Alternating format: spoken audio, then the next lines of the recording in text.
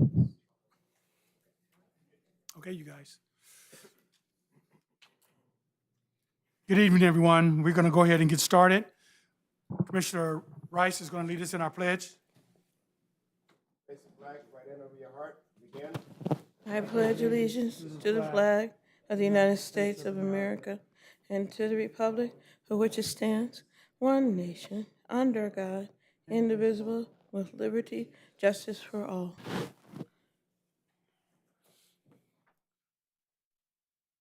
Madam Secretary, can we get a roll call, please? Commissioner Rice, Here. Commissioner Trejo, Here. Commissioner Shaw Williams, Here. Chairman Springs. Here. Any communication from staff? Yes, Chairman. Commissioner Fowler indicated that she would not be attending tonight due to a scheduling conflict. And I would also like to introduce our newest staff member, planning technician Brian Espinoza, who is here in the audience.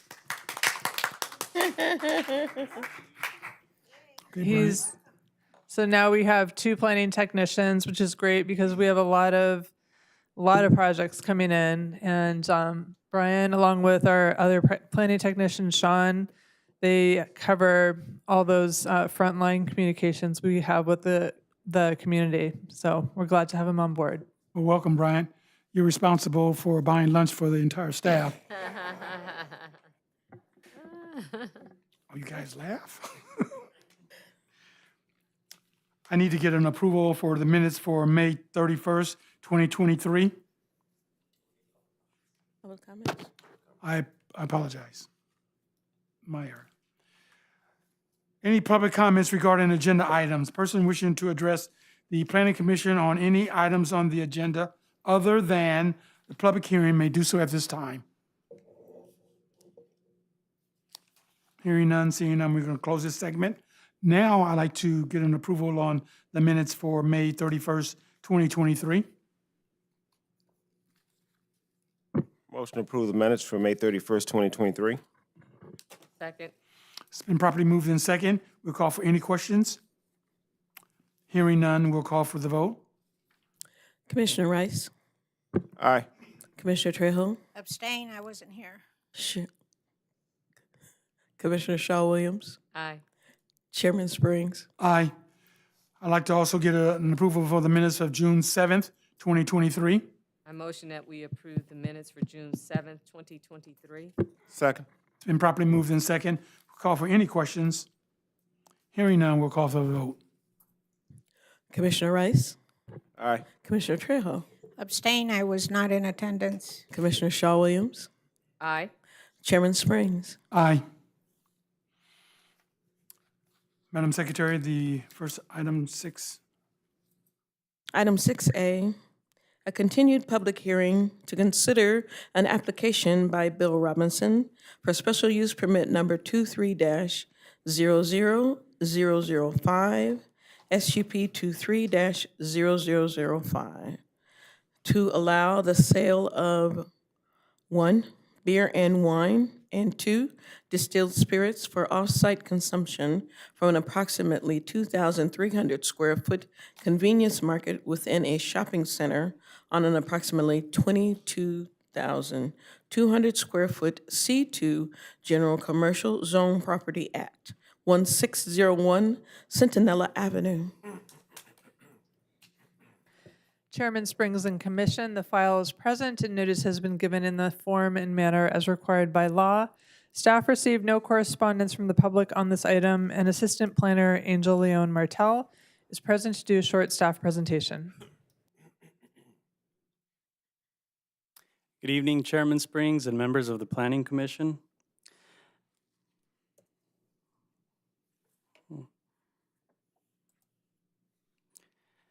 The subject site for this SUP request is located at 1601 Centinela Avenue and has a commercial land use designation of C2 commercial zoning.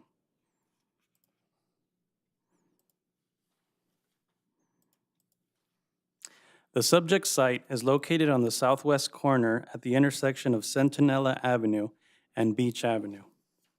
The surrounding north, south, and east properties are zoned C2 commercial and are developed with commercial uses. Property to the south is zoned R3 with multifamily residential uses. The convenience market is located along the easterly portion of the lot. The site is developed with 49 on-site vehicle parking spaces. Parking for the shopping center is located along Centinela Avenue and Evergreen Street. The convenience market was opened in 2001 and currently sells ice cream, soft drinks, prepackaged food items, and tobacco products. The market currently has a Type 20 license that allows for the sale of beer and wine only.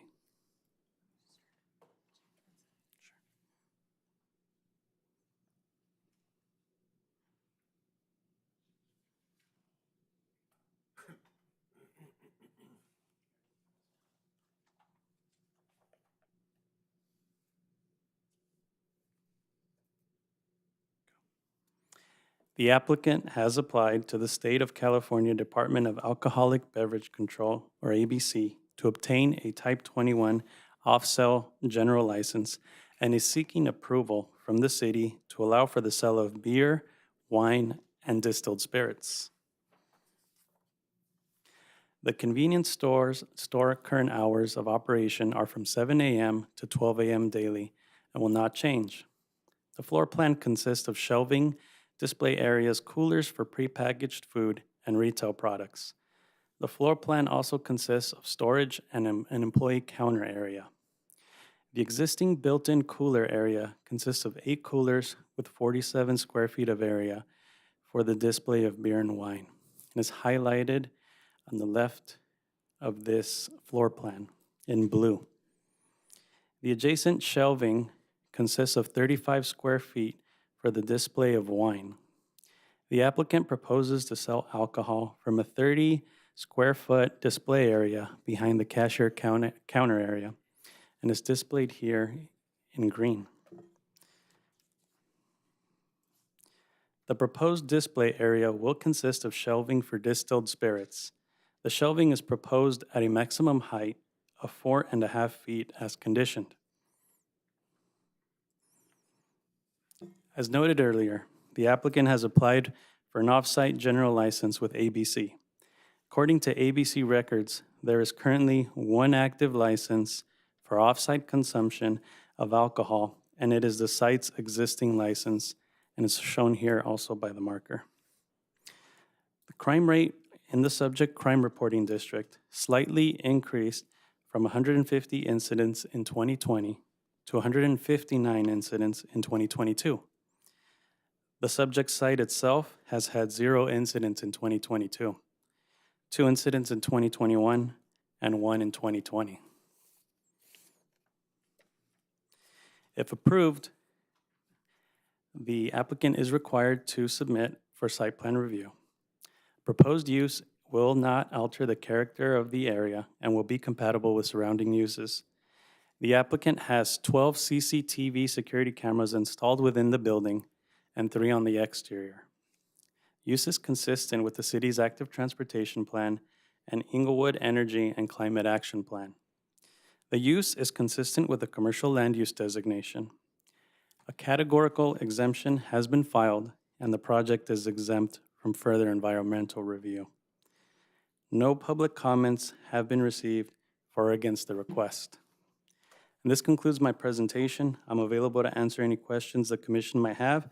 The applicant is also present tonight to answer any questions. Thank you. Okay, thank you, Angel. Okay, we're going to open up for questions for you. We're going to start off with Commissioner Rice.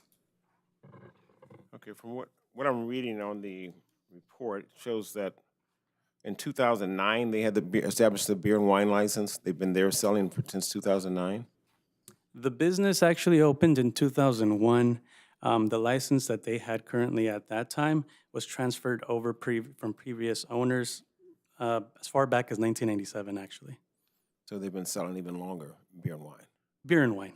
Okay. Yeah, that site. And the only addition they're making is to sell spirits from behind the counter. So nothing changes other than what's being sold behind the counter. Distilled spirits, right. And the crime rate hasn't increased.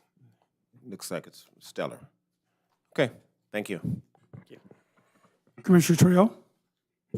Thank you. So the existing license that is shown on the, in the report, that's their license, right?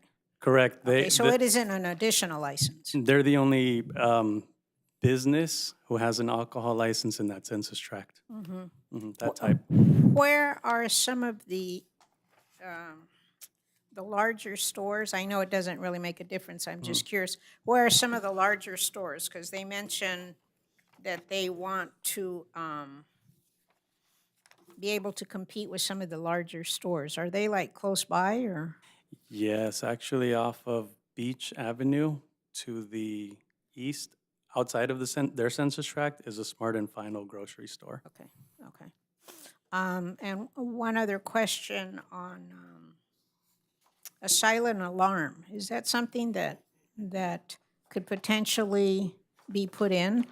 I know they have 12 security cameras, and they're behind, and they have security glass. I'm thinking that some, robberies take place at lightning speed. If they're, to make it safer for the employees or customers that may be there, that perhaps the, some kind of silent alarm that would automatically notify law enforcement of a robbery taking place, whether they exist or not, but I know that I've seen it on television with banks. But with the way things are going now, it may be something that I would like to see considered for the site.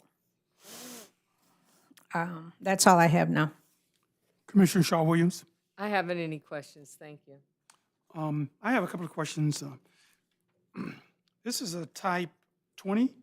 Is that what this is? They have an existing type 20. They're trying to obtain a 21. And the name of this store is AA Mini Mart. Mini Mart. Now, you indicated something about the census tract. So Beach divides the census tract going to the west from the census tract going to the east. Is that correct? Yeah, so Beach You would- don't include that census tract? yeah, anything east of Beach is part of a different census tract. Even though it's in less than 50 feet? You shaking your head, Correct, is that- yes. Yeah. Okay, thank you. I don't have any further questions. If the applicant is here, can you come up, go right back to the mic behind you, give us your name, and tell us about your project. Now, when I say tell us about your project, this project that you want us to approve, it has to be something that's beneficial to the community and the surrounding area. So you need to tell us why we should approve this. Thank you, Chairman Spring and esteemed members. Can you pull up the mic to your?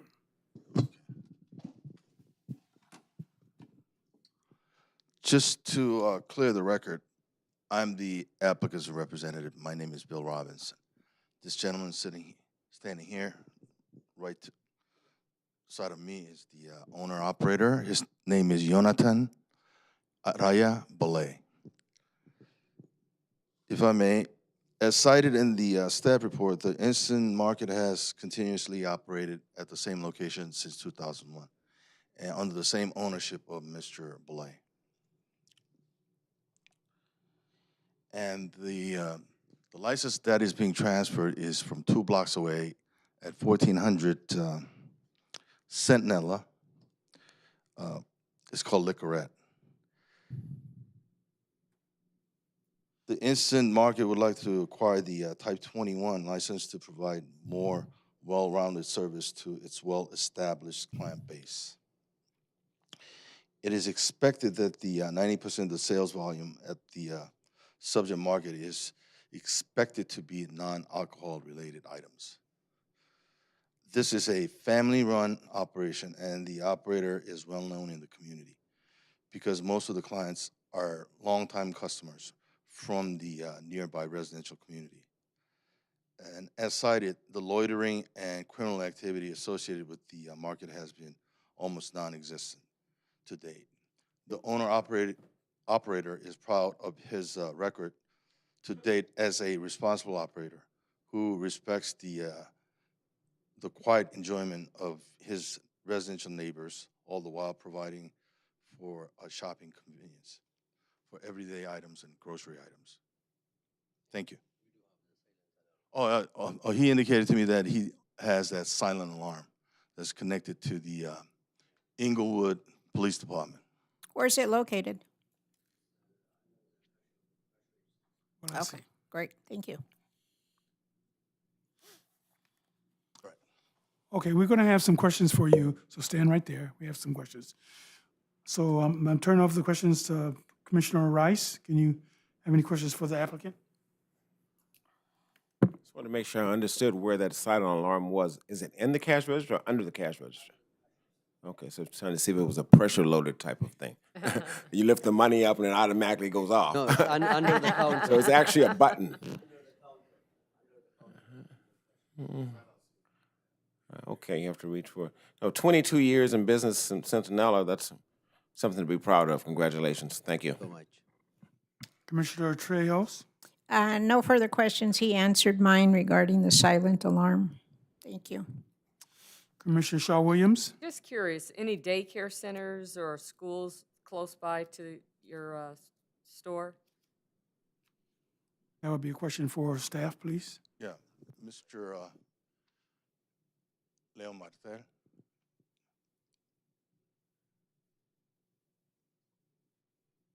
Yeah, in my survey, there wasn't anything immediate. That's good. Yeah. No further questions. Thank you. Thank you very much. Okay, I have a couple of questions for you. Don't go anywhere. I have a couple of questions.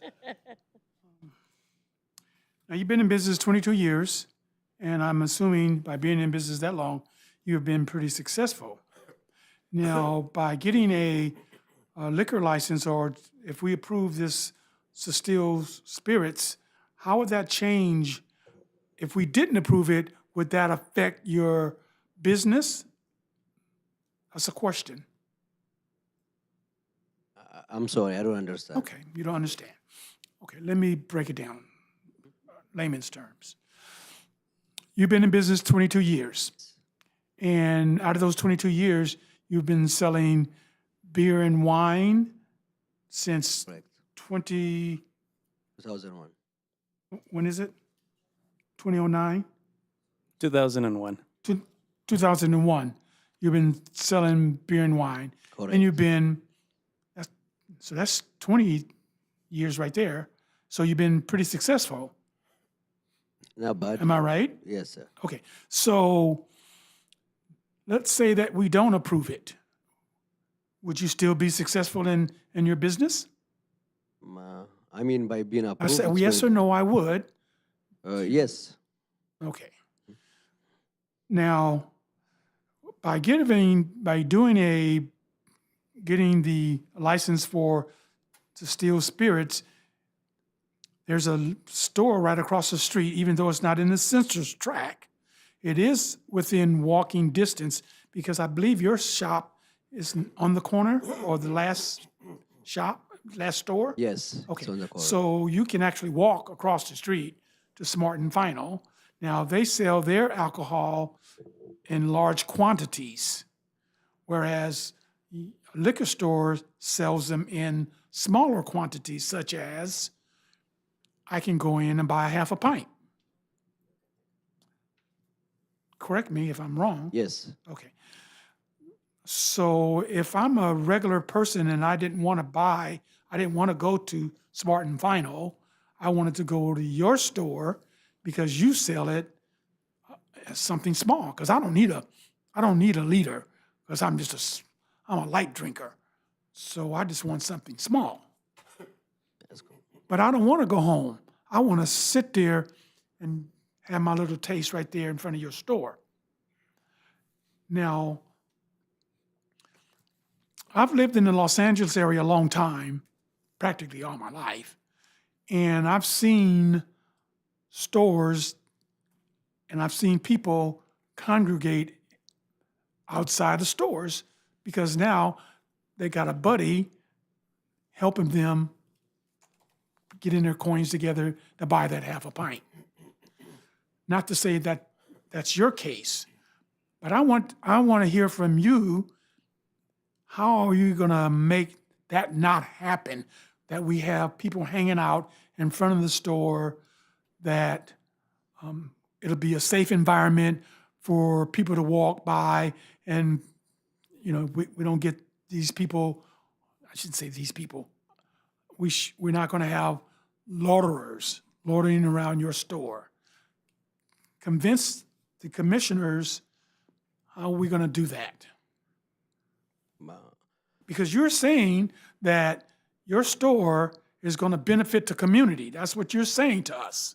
So we want to know how that's going to work out. Yeah, but that's never happened, and it's not gonna happen in the future. Well, you wasn't selling anything but beer and wine. Now you're going to be selling.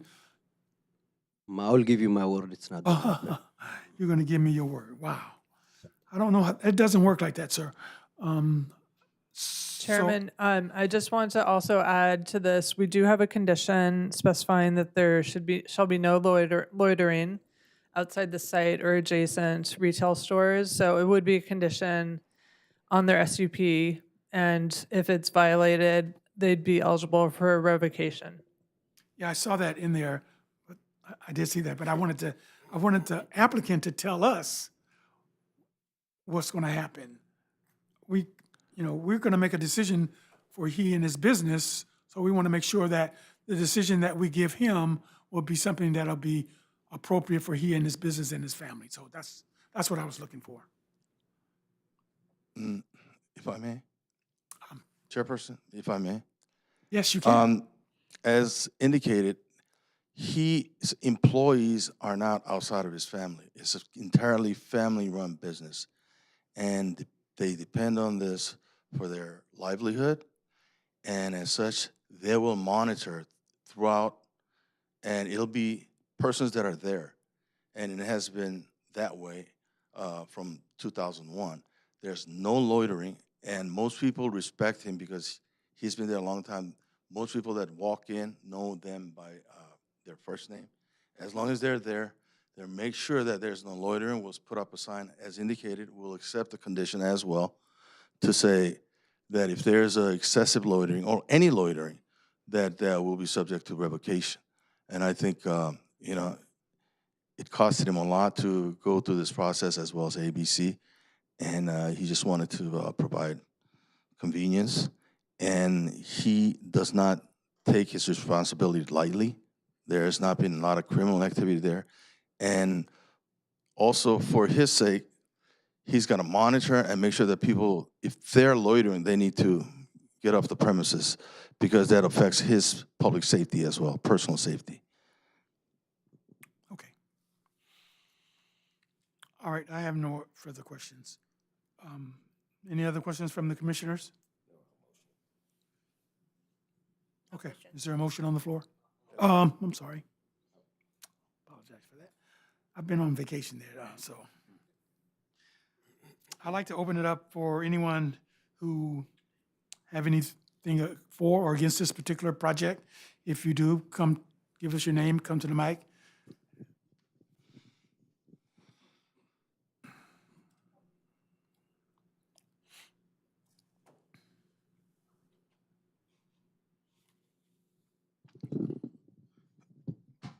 Good evening, Commissioners.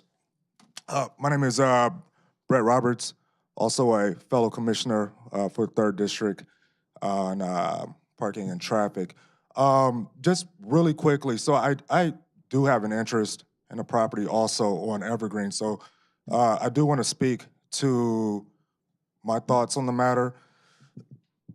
So I had to think about this for a second, and for myself, I have to say, although on the front, I will say that there are no folks who are loitering in the front of the parking lot. I would invite anybody to drive down Evergreen, on a given day and see what's happening on Evergreen on the back side of the parking lot as well. So I'll say on the front, there are no loiterers in the parking lot.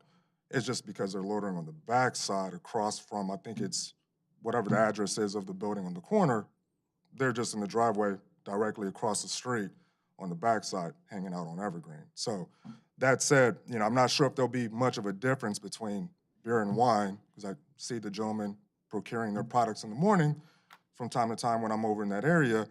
But also, so I'm not sure if there's gonna be much of a difference between them, the alcohol and beer and wine, because they're, already procuring their intoxicants and hanging out on Evergreen. But, I did want to put that out there just because that is actually what's happening on site. And I'll also add that there is a daycare across the street as well by the computer repair shop right off of Evergreen and Beach as well. So, excuse me, right off of Centinela and Beach. So, just wanted to put that out there as you make your decision. That's it. Thank you. Okay, thank you. Anyone else? Please give us your name.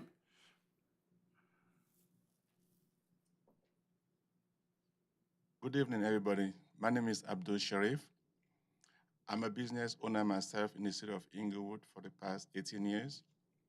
And I can attest for Jonathan and the family, they are people with good moral character.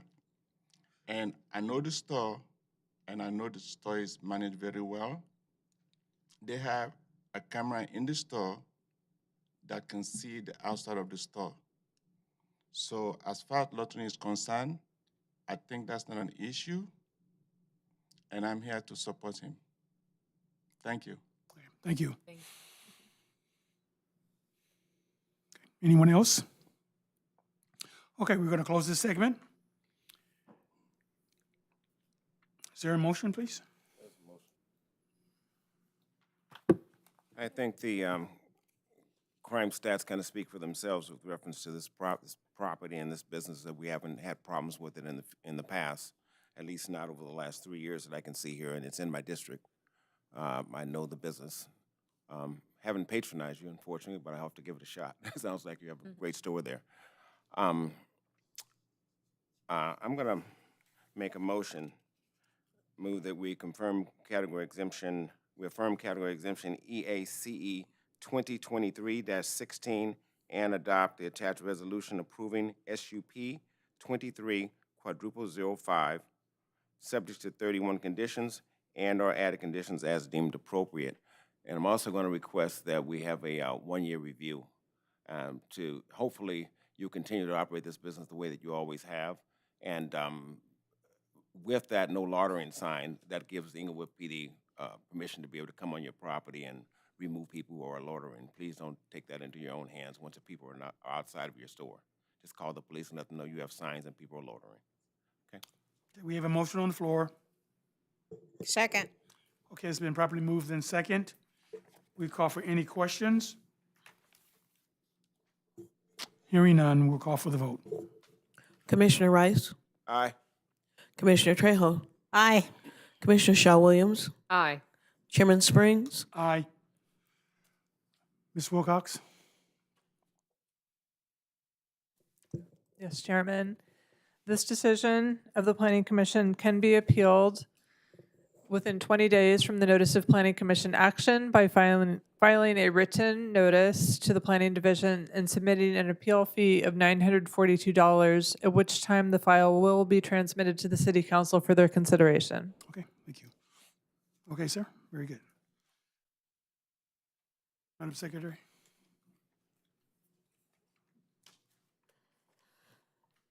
Item 6B, a continued public hearing to consider zoning code amendment number 23-00004, ZCA 23-00004, to establish fast food regulations citywide.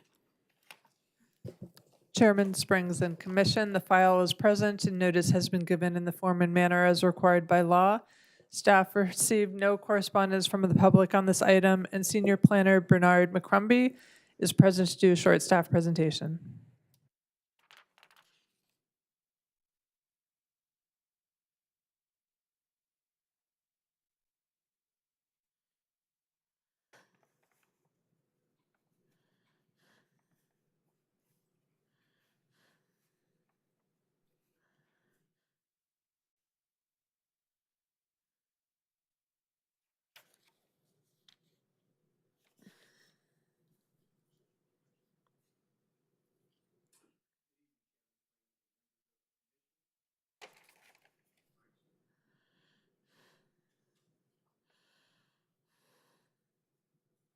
Good evening, Chairman Springs and members of the commission.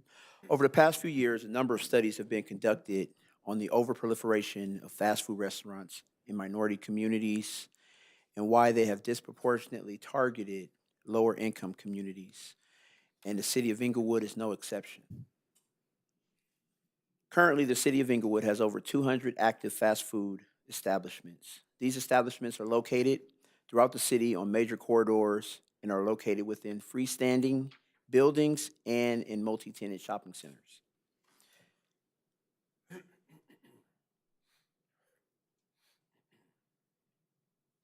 As we all know, drive-throughs are often incorporated into the physical design of these fast food uses and are provided as a convenience to allow customers to order their food and be served without leaving their cars. However, drive-throughs also have an impact on the surrounding communities due to automobile emissions from idling vehicles, noise from speaker systems, traffic impacts, and on-site vehicular circulation issues. In Inglewood, there are approximately 30 fast food restaurants with drive-throughs, 15 of which are located along Century between La Cienega and Crenshaw. Drive-throughs are generally associated with national franchises, although there are a few here in the city that are independently owned and operated. This ordinance will look to establish regulations for not only freestanding fast food restaurants, but also drive-throughs. This ordinance will also look to create an allowance for commercial kitchens. Over the last decade, especially since the onset of the COVID-19 pandemic, fast food uses as well as dine-in restaurants have developed efficient and robust online ordering options through apps like Uber Eats, Postmates, DoorDash, etc. Food delivery services online and curbside pickup have become the new norm in the industry, thus creating a business model which is called commercial or ghost kitchen. These kitchens are owned and operated by businesses that are designed strictly for online ordering and app pickup services. This code amendment will allow commercial kitchens in certain zones. The following regulations have been proposed to better ensure a variety of goods and services be made available for sale throughout the city and adequate regulations for fast food uses. The first of those regulations include a special use permit for freestanding fast food uses. By requiring a special use permit for new and expanded freestanding fast food uses, we will better ensure that an additional level of review for potentially sensitive uses and also have the ability to apply site-specific conditions as needed. We're also requiring a special use permit for drive-throughs. Staff recommends that any new or expanded drive-through require a special use permit in order to apply site-specific conditions related to traffic, vehicle queuing, on-site circulation, and et cetera, so that we can ensure that those things are adequately addressed. Some specific guidelines are going to be required as applications are moved through the special use permit process. Some of those site-specific conditions are vehicle queuing for a minimum of 8 cars. The understanding that vehicle queuing or the requirement that vehicle queuing shall not obstruct any required parking spaces, and that any vehicles queuing will not obstruct the public right-of-way. This will enable staff as well as the developer to make sure that traffic can adequately circulate, on site throughout its business operation. There will also be a distance separation between single-tenant fast food structures of 1,000 feet. So for new freestanding Restaurants, there'll be a 1,000-foot separation between any other new freestanding fast food restaurant, which would allow for us to ensure that there will not be a continued overproliferation of these types of uses here in the city of Inglewood. Also, as a part of the code amendment, there are new definitions that will be added to the IMC to clearly distinguish the difference between a dine-in restaurant and a fast food restaurant that currently does not exist in the code. We also are adding a definition for a commercial kitchen, and we are modifying our definitions for restaurants and outdoor restaurants. This code amendment is consistent with the Inglewood's general plan. A notice of exemption has been prepared stating that this amendment is exempt from CEQA review. And as Mindy mentioned, there are no comments provided. This concludes staff's presentation, and I'll be happy to answer any questions you may have at this time. Thank you, Bernard. Very good presentation. We're going to open up questions for you. Start off with Commissioner Rice. Thank you, Bernard. I took my roller out today, and and I went from McDonald's on Prairie and Century down to Jack in the Box, and that's 403 feet from one to the other. I would be probably almost to the Hawthorne or Freeman at least by the time I reach 1,000 feet, and I'm just. It's a double-edged sword. It's kind of cutting two ways with me. We have a lot of people that are coming in. We have a new arena that's opening up with 19,000 seats and potentially 8,000 cars coming in, and those folks are going to be looking for some places to eat.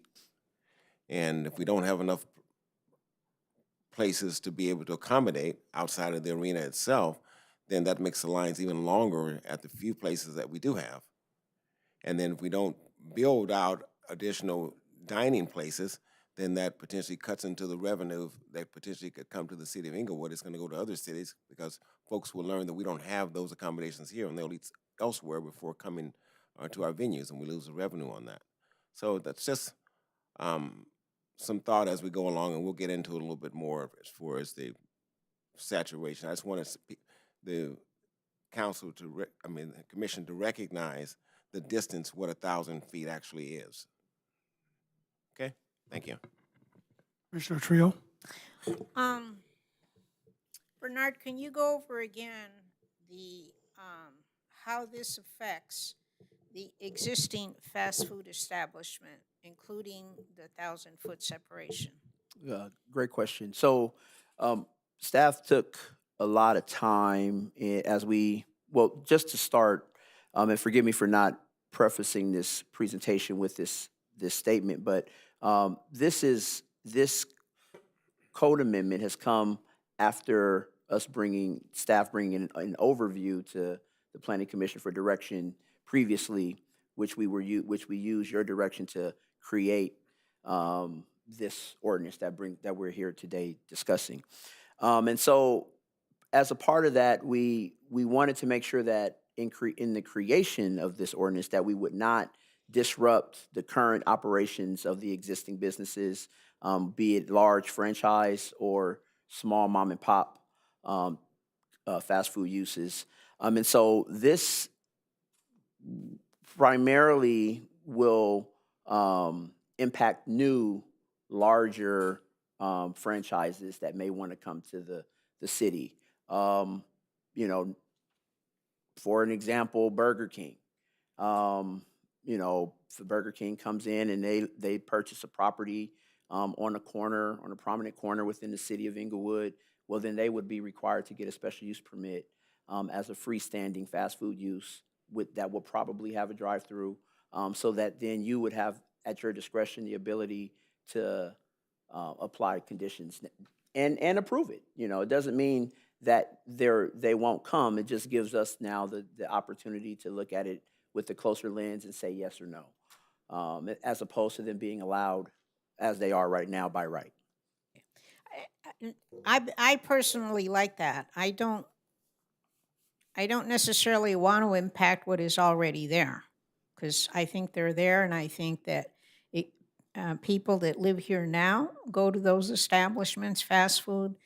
They go to the freestanding fast food. Um, and I think they provide revenue to the city, and they provide job opportunities to young people. So I personally don't want to affect them. I do agree, and I know we discussed it when it came to commission previously, I do agree that any new ones should have some sort of regulation, which is what I'm hearing and seeing, that this is what this does. It affects the new ones coming in. For whatever it's worth, on Century Boulevard, I want to say certainly east of Inglewood Avenue, there's what appears to be a dine-in restaurant coming in that at some point, because it's not yet open, but I think it's called the Farm Fresh Restaurant. And it looks like they're doing interior work. So maybe at least we're getting started there. But I think there is obviously some room for dine-in, sit-down restaurants. I mean, we have all of these fast food establishments because of what the city has been in the past, the reputation the city has had in the past. Like you say, many minority communities are the same way, but that's what we're moving forward now. Is Inglewood is rising, and it's going up, and it's got a much better reputation. And I think that dine-in restaurant businesses will be looking at that now. So again, I think this takes care of both, in my opinion, and I like that. That's the direction that this is going. I do have one question on the notice of exemption. The reason for exemption, it says, the proposed ordinance does not have that possibility. It's the last sentence. As it modifies regulations for special event parking and tailgating. Is that correct? That's incorrect. That's Yeah. a typo. Apologies. I thought I'd bring it up and mention it because it sounded like it didn't apply here. So I think that obviously that has to be changed in order that our CEQA determination is not challenged, so. Correct. Okay, that's all I have for now. Okay. Commissioner Shaw Williams? I'm just curious, are we getting more interest from dine-in restaurants? Of course, we haven't had any come across in a while, but are we seeing an uptick in dine-in restaurants wanting to come to the city of Inglewood? I have not seen any new proposals that have come in within the last 6 months. Doesn't mean that they're not planned. I know that there are some within some of our hotel projects that are coming online, include some restaurant components, and so they will be coming down the pipeline, but nothing as recently that that I've been informed of. Do we reach out to any of these dine-in restaurant chains? That would be a function, I believe, of our economic development manager. Yeah, and the answer is yes. We actively are pursuing restaurants, particularly white tablecloth restaurants, to come into the city. Recently just came back from International Conference Shopping Centers, having discussions with individuals about the city of Inglewood in particular. As Mr. McCrumbie said, we have our new economic development manager who is also into having these dialogues with these companies. The issue you have with dine-in is typically, number one, it's new construction. Unless there was a previous location that was similar. And if you look across the landscape, it's hard to find those now.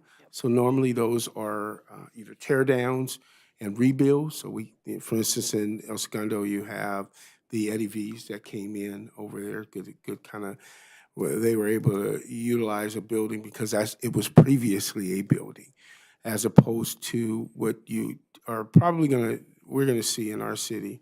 We are gonna have more sit-down, dine-in restaurants. Those are definitely coming on the horizon. They're just gonna take a little bit longer to mature, to come into existence, so. Okay, thank you.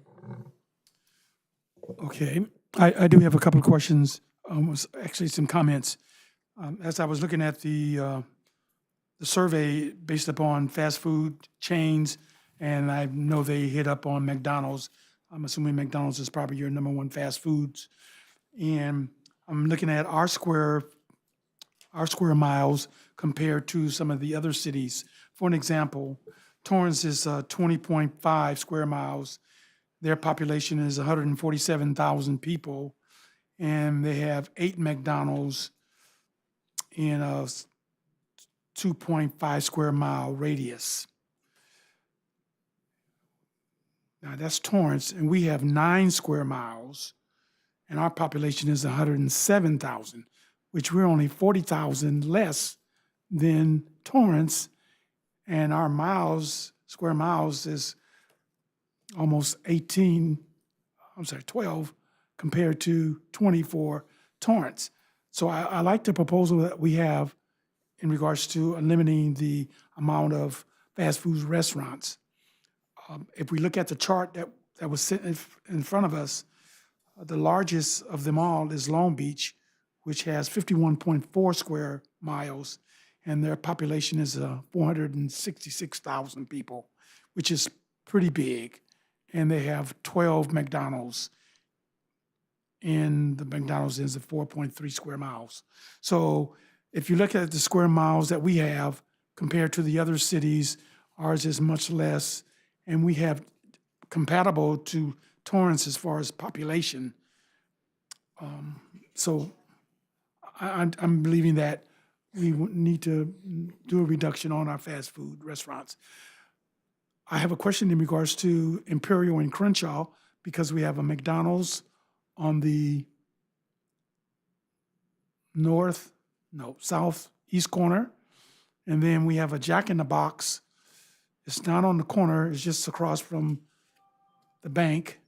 And then on that same corridor with McDonald's, you have KFC. Five KFC, Guys. Taco Bell. yes, KFC, and you have all these fast food restaurants. So in that little area, you have a lot of fast food restaurants. Chipotle, you have that hamburger place that Obama likes. I can't remember the name of it. Five Guys. Five Guys, thank you. That's my favorite. One of your favorites, right? Okay. So but if you go west on Imperial, there is not another fast food, but there is a restaurant on Doty and Imperial, a great fish restaurant, seafood restaurant. But there is nothing else on Imperial. So I like the idea. I think it's great. So those are my comments. And Chairman, just wanted to follow up on one question Commissioner Trejo had about existing fast food restaurants. Just wanted to note that as we've written the regulations, there's a distance separation. So if there are existing fast foods within 1,000 feet of one another, they would not be allowed, because of that distance stipulation, they wouldn't be allowed to expand in an existing situation. They'd be allowed to continue, of course, but just not expand. Yeah, and I would add that only because coming back from some of these conferences that are dealing with a lot of these fast food locations are moving away from dine-in locations, period. So that's where that drive-through comes in. I guess our closest example of that, it's not necessarily fast food, it's fast drink, which would be our Starbucks that we have on Centinela and near La Cienega, where they, if you recall, across La Cienega in the LA portion, they had their Starbucks with the sit-down area. They closed that location. The other thing is a lot of the ones that are would be within the 1,000 feet. You know, we're not talking about painting the building. We're not talking about changing out windows. We're talking about expanding the floor area. So you're becoming larger, or you're adding a drive-through component. Those are the things that you're going to have the issues with, not just the maintenance issues that come up with them. So, and we would continue to encourage them to improve their properties. So, Okay, we're going to have, we'd like to open it up for anyone that have any questions or for or against this particular project. If you would come to the back, give us your name and tell us if you're for or against this particular project.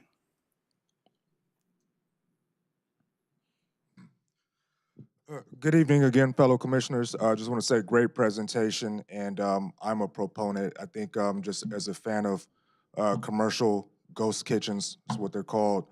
They're great. I'll probably end up grabbing dinner from one tonight. And, you know, it just offers up a lot more variety, and yeah, great presentation, and I appreciate you including that language in there. That was it. Thank you. Thank you. Anyone else? Okay, we're going to close this segment. So, is there a motion on the floor, please? Do you have any questions? Okay. Yeah, questions. You have a question for No, Bernard. Bernard? Yeah. I'm just Anywhere, Bernard. I'm just trying to make sure I understand clearly how we're defining fast foods, whether it's Joe's Tacos, Mindy's Clam Chowder, or Christopher's potato stuffing. I mean, how do we differentiate that between McDonald's and Jack in the Box, and how do we not harm the small businesses that might want to enterprise in Inglewood?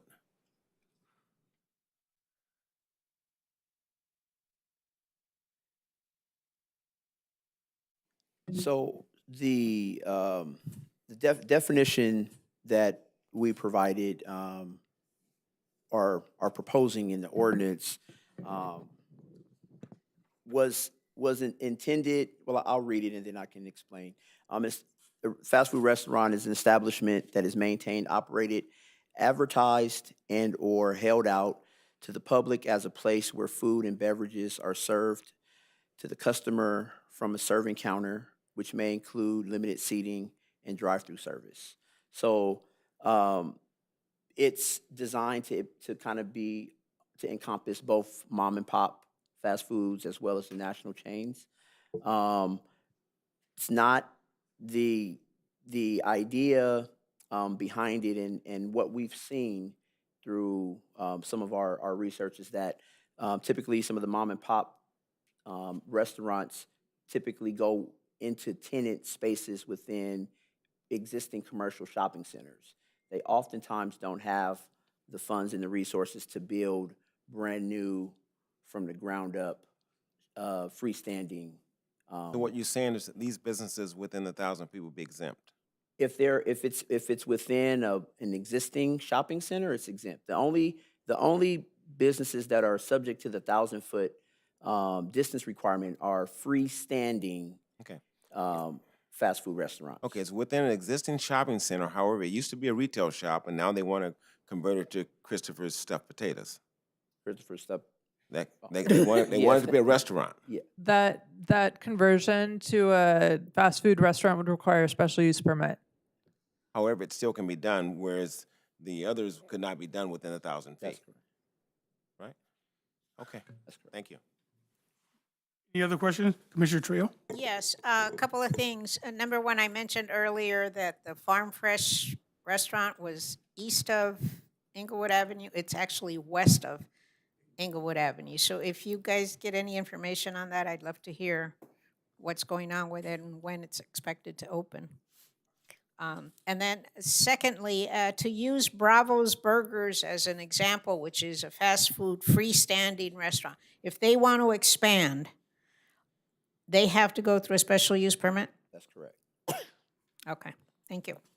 Commissioner Shaw Williams? I'm just curious, is Raising Cane still coming to Inglewood? I was asked that question not too long ago by someone. Yeah, as you know, the Raising Cane location is part of the ITC project now, and they have been trying to find a area within the city that would fit their criteria. You know, and one of the things we talked about was how this would affect those types of entities because they're displaced. As a result of the ITC project, it falls within a different criteria. So that's more a negotiation, and that if they do find a location within the city that they would look to, we would advise them on what they would need to do to avail themselves of the location. So, yeah. Piggyback to Commissioner Trios' question. Thank you. So Raising Cane did very well with that land that they owned. Am I correct in saying that? They never, Raising Cane's never built anything. No, they never built anything on that lot. They were entitled, fully entitled, but they never built. Did they owned it? Yes. They did purchase Yeah. it. And They don't own it anymore. They sold it. It was our ITC project purchased the land. Inglewood Transit Connector. Okay, very good. You have another They're a question? little unique, and I think it's worth at least having a discussion about that because it does apply to what we're looking at. And this actually has been some discussions been going on with myself and administration. The 8 car queuing area is a minimum, right? So it's important. I had to emphasize that's not a maximum. That is a minimum, and that minimum is subject to review at the Planning Commission level. So Raising Cane is one of those ones that needed like 15, 16 cars, similar to what we have to, and that location was big enough to accommodate. I mean, I think the queuing on that was like 10 to 12, maybe 13 cars in that one because of how long it is. And that's a good example of where actually we worked heavily with staff to make sure that we didn't have the issues that we've seen in In-N-Out and other locations where, as we've said, because of their service, it tends to have a lot of queuing that's necessary to deal with it. And just to deal with, lastly, the issue with Starbucks. There was a lot of discussion about the Starbucks on Centinela and La Cienega about how much queuing was going to be needed for that. So the parking lot was designed to accommodate additional queuing if it was necessary without blocking cars. That was one of the things that we looked at as well. So we're looking at the square footage of the lot for Stent? Okay. Absolutely, yeah. The layout is everything. Okay, very good. Commissioner Rice, you had another question? Piggyback Your last off question. I'm not gonna let you guys know the building's on fire. We'll leave that out, okay? No, the piggybacking off Commissioner Trio's question because I a little confusion, a little ambiguity there. Well, she mentioned a local business, but I won't. Mike's Chili Grill. If he's a local business here, if we approve this ordinance, I thought he could not expand. And I heard you tell her that she can expand. He's within 1,000. They could expand. Well, they're within 1,000 feet of other businesses that are already here, the example that Commissioner Trio used. Sorry, Commissioner, what was the business that you mentioned? Well, the one she meant, Bravo Burgers. Oh, is what she Bravo. mentioned. That Bravo can expand with an SUP or no? So the kicker here is that it's freestanding. So that's the key phrase when we're talking about new or expanded. So Bravo Burger is a freestanding, Standing. which would be within 1,000 feet of Carl's Jr., which is down the street on Manchester, both freestanding, both of which, if Bravo wanted to put in a drive-through or add a second story to allow for more customer seating, that would require a special use permit. Okay, so which businesses cannot expand? The businesses that, well, aren't prohibiting any expansion. It's just subject to a special use permit. No, I think we're confusing the distance requirement. Yeah. So When you get to the 1,000 feet, when you get inside the 1,000 feet, then that's where all the standards kick in. So if you have another, and let me make sure I'm clear with my staff, if you have another drive-through restaurant, fast food, national chain drive-through restaurant that's within 1,000 feet, and you come in and you want to add additional square footage to your building, you would not be able to do that. So Because Bra- there's Correct. So in that example, Bravo's across the street. I hate to use a company. from They're El across the street from Pollo. McDonald's. Yeah. Correct. So they would not be able Not to be able to expand. expand. Forgive me. Yes, Forgive that's me. correct. That's correct. That's important. Well, I think it's one of the reasons, and I understand the hesitation, but you also have to look at how fast foods are transforming. That's why commercial kitchens become very important, because a lot of their business now is coming via the app. Apps are picking up a lot of the business now. That's where the trend is for a lot of the fast foods. They're moving towards DoorDash and the other services for this. And that means that there are going to be times where you have peak activity because large volumes of people, but it's not a regular activity that occurs. So that's the trade-off that you have. Other than that, you're going to either reduce the distance requirement to allow for those activities, or you modify the code to allow for expansion, period. So subject to SUP. You can also do that. The way it's written now, it would just say no. If you modified it, you could say you have to come through, well, one of the options, you can just say you could expand without anything, and we could make those changes to our recommendations. Or two, you could say, subject to special use permit, you could expand, and that would give you a little bit more options. But we were under the direction kind of from our previous discussions that just having those, we wanted to limit that. So that's why staff presented it the way it's been presented. To the degree that we get local businesses, particularly local businesses that have been here for a long time, boxed into this where they can't expand and can't grow their family businesses, I think that should come before this body to make a decision, because we potentially could be losing a tremendous benefit to the community. We'll get there. Yeah. Okay. Well, let me ask. Is important. A lot of these freestanding buildings, these are, the mom and pops don't own those. So those are not owned. Yes, it would, certainly is going to benefit the property owner, right? Because you'd have an expansion to it. But we have been actively trying to get our smaller businesses to buy property and to have that. And I think there's this dance that goes on between what it's going to cost. I'm getting into economics, but what it's going to cost for expansion, what that means with your relationship with the owner, how long you're going to be. So we're constantly careful about making it extremely easy for the owner if they're not the business owner, because that puts the leverage on to the owner. And you understand how that works. So if they're not excited about having mom and pops there, and they'd rather have franchises, then you're going to see the mom and pops go away. So that's the balance.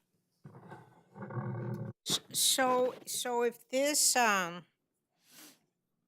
this proposed zoning code amendment to establish these regulations, if it's adopted today, then it would, which includes the 1,000-foot separation, it would go to the city council for their approval. And so today, if we don't want the 1,000-foot separation, we would need to propose a change and get that sent to the city council, or the city council can change it there, but, okay. All right, thank you. Okay. All right. We've heard all the questions. I think all of them have been answered. So at this particular point, is there a motion? Motion. I move that we affirm categorical exemption EACE 2023-039 and adopt a resolution recommending city council adoption of zoning code amendment ZCA 23-00004. Second. It's been properly moved in second. Call for any questions? I had a question for you, Commissioner Trejo. You had indicated about the separation. Did you want to put an amendment in for the separation, or you No, you were good with I'm 1,000? going Okay. with what we have in front of us. Okay, it's been properly moved in second, and we've heard the questions, and at this time, we're going to call for the vote. Commissioner Rice, No. Commissioner Trejo, Yes. Commissioner Shaw Williams, Yes. Chairman Springs. Aye. Ms. Wilcox? Yes, Chairman. According to the Inglewood Municipal Code, this case does not have an appeal option. It'll automatically go to the City Council for their consideration. Okay, thank you. Okay, at this time, we want to open up our public comments. Anyone wishing to address the Planning Commission on any matters within their jurisdictions and not elsewhere considered on the agenda may do so at this time. So if you have anything that you want to bring to our attention, you can do it. Just give us your name. Hearing none, seeing none, we'll close this segment. And we're going to open up for commissioners' initiatives. We'll start with Commissioner Rice, I have none, thank you. Commissioner Trail, No initiatives, thank you. Commissioner Shaw Williams. I just wanted to recognize the two huge events we had in June, which was our first Juneteenth celebration. Commissioner Rice and Keokia did an outstanding job. It was fabulous. We had a really good time, well attended. D-Smoke received the key to the city. And also the music festival that Councilwoman Falk put together at Darby Park was outstanding as well. And you could tell that the people really, really appreciated having an event in our city in terms of a music festival, which we haven't had. So it was a good time in June. Okay, Done. okay, very good. I want to commend Councilmember Gloria Gray on her outstanding meeting that she held at the seniors complex. It was a fabulous meeting. It was a lot of people. I was surprised to see that many people in District 1 coming out. There was a lot of things said at that particular meeting. I think Councilmember Gloria Gray is on it to make sure things are going to be done. There was one thing that was spoken of in regards to some of the streets being taken care of in District 1, particularly on Fifth Avenue between Century and Manchester. Now, at this particular point, there are signs indicating that there's going to be work done, which that was pretty fast. I was like, that's pretty good, Mr. Jackson.